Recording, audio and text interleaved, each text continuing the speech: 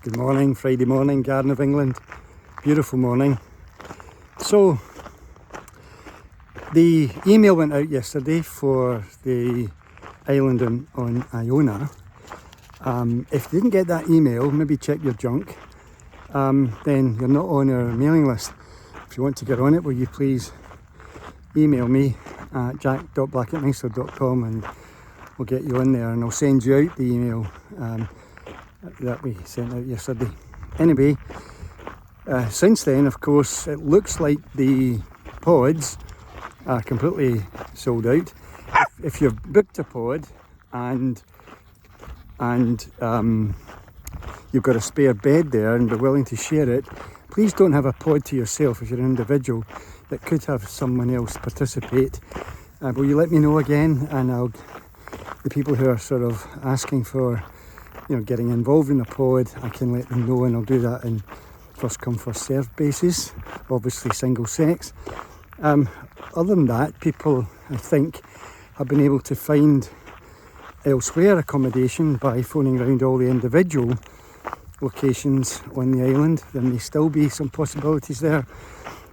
If you're bringing your car over to Mull, and you have to book that ferry really soon, you could of course use accommodation in Mull and drive over early in the morning to get the ferry across to Iona and go back in the evening at your leisure. So that's always a possibility as well.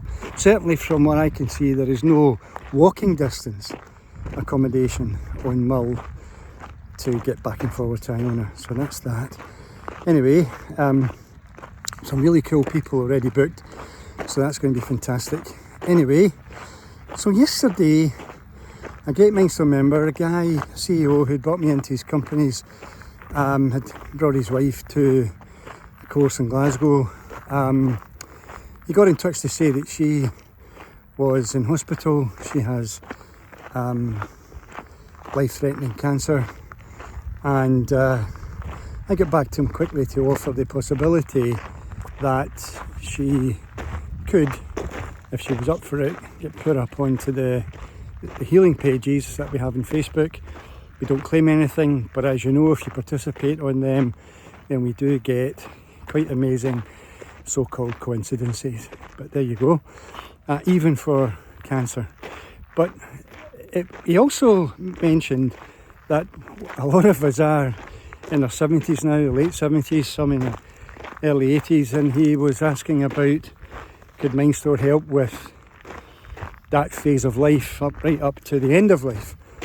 And of course I thought about that before with the idea of the Centurions, and haven't really got my head around a programme for that.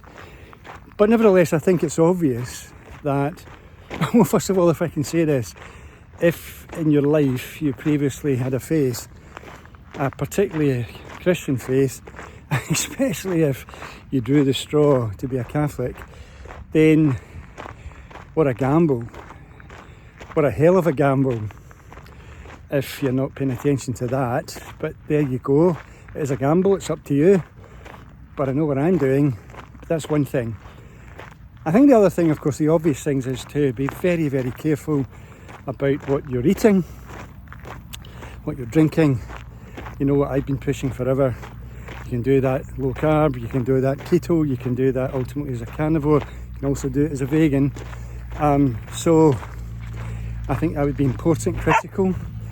I think then obviously we know that using weights, whether it's your own body weight or using actual weights to maintain muscle mass, is really, really important. And there's evidence even that 90-year-olds are going carnivore and using their muscles, doing weightlifting and stuff, can reverse out of old folks' homes. Anyway, that's the obvious thing, is the exercise. What I'm doing today, the vitamin C, whether you take it in pill form or get out in the sun, that seems to be absolutely critical. And then beyond that, of course, there is, what are you doing with your time? And each of us came to this planet, I really believe this, with, I'm going to say this, a God-given gift. Some have huge ones, some have small ones. And what it seems to me that our purpose for being here is not only to solve challenges that come along, and we all get them regularly. You've got a bunch of them right now, from small things to maybe big things, that our purpose seems to be to solve them and to create a better world for those that follow us. But nevertheless, ultimately, your purpose is to take that gift, or even to a simple level, what you're excellent at, never mind your unique ability, your ultimate gift, is to use those in the service of other human beings. And I mentioned this yesterday about how wonderful our 4Screen is, because we're committed to succeeding with our programming, but also aware of who else benefits when we succeed. And so, well, a lot of you would have used your unique ability or your excellence in your career, but now your career's over. And so then how can I continue to use that unique ability and those excellences in the service of other human beings? That's going to be, I suggest, really, really important, having purpose to get a healthy longevity. If you're eating well, you're exercising, you're getting vitamin D, and you're using your gifts, then it's a no-brainer, isn't it? And ultimately programming, if you want to do that, a peaceful Passover. So, some thoughts on that. By coincidence, yesterday, into my feed came one of the latest videos by Dr. John Campbell. I know a lot of you probably are well aware of him. He's a highly regarded doctor. He has been holding the fort for those of us who dared to question things when questioning was really critical, and still is. And he has put out an interview with a guy who's reversed himself out of cancer using mushrooms. And the coincidence is he's using mushrooms, for the coincidence for me, is using mushrooms from the Isle of Wight mushrooms farm. And I was over there just a few weeks ago. In terms of prevention, I've certainly already ordered a tincture.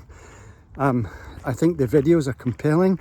He's got a longer one with interviewing the guy, then interviewing the guy who produces the mushrooms, and the research and stuff, and it's absolutely compelling. So you might want to follow that. If by coincidence there's cancer somewhere in the background in your life right now, and the coincidence of me coming to share this, and the call or the email yesterday from a great Mindstone member, a wonderful guy, and his wonderful wife. So I'm off, believe it or not, up to Glasgow later on today to see my family. How lucky am I? Go up to see my son, my daughter-in-law, my 2 grandchildren, spend the weekend there. My goodness, I'm so grateful. I'm really, really looking forward to it, and it looks like the weather's going to be just perfect. So happy days for me. I hope you also have an amazing weekend. I fully intend to. But here's the point. What deserves you showing up being the best version of yourself? What deserves that you pre-program today? An event, an opportunity, a possibility. Remember, it only works. We attract the people, the places, the opportunities, exactly the right moment.